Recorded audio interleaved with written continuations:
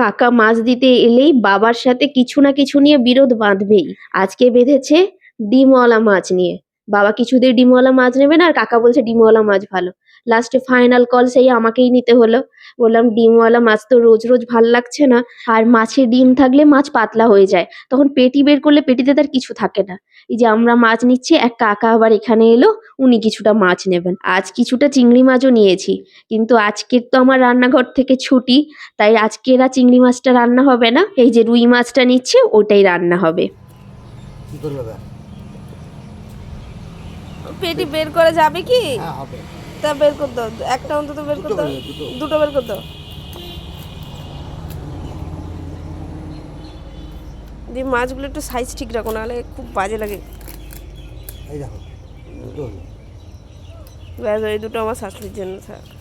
এই দেখো হ্যাঁ থাক। এটা দুটো। আগে মা বেটা দুজনেই খেত। হ্যাঁ দুটো করো, দুটো করো। দুজনেই শুধু পেটিই খেত, এখন আবার ছেলে হচ্ছে মাথা খায়, ওই জন্য মাথায় মাছ রেখে কাটাতে হয়।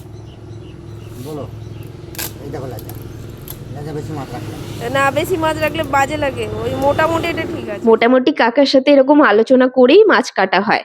সেদিন তো কাকা গন্ডগোল করেছিল, আজকে সেই কথা হতে হতেই কাকাকে এখন বলছি কে কোনটা খায়।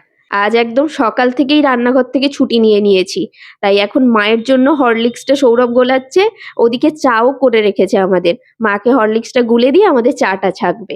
হ্যাঁ, এবার বলি ছুটিটা কেন? ছুটি নয়, আজকে সারাদিন খুব ব্যস্ততায় কাটবে। আজকে বাবার দোকানে একটু চাপ থাকে, আজকের দিনটা বাবাকে একটু হেল্প করি, তাই আমি এই যে চাটা খেয়ে রেডি হতে যাব। সৌরভ রেডি হয়ে গেছে, ও আবার বাবাকে একটু হেল্প করে ও নিজের ডিউটিতে চলে যাবে। আমিও সমস্তটা করে মা রান্না করে রাখবে, খেয়ে তারপরে যাব। এই যে মাছটা মায়ের জন্য ধুয়ে দিয়ে আমি এখন রেডি হয়ে নিলাম। সকাল থেকে জল খাওয়া হয়নি, একটু জল খেয়ে এবার মোবাইলটা নিয়েই একেবারে বেরিয়ে যাব দোকানের জন্য। আজকে সারাদিন সত্যি বলতে রান্না করার সময় পাই না, তাই ছুটি। মা কিন্তু আজকে অনেক কিছু রান্না করে রেখেছিল, এই উচ্ছে ভাজা, সব রকম সবজি দিয়ে একটা রসা, মাছের ঝাল আর ডাল। দুপুরের খাবার পেট ভরেই খেয়ে নিয়েছি, তাহলে আসি।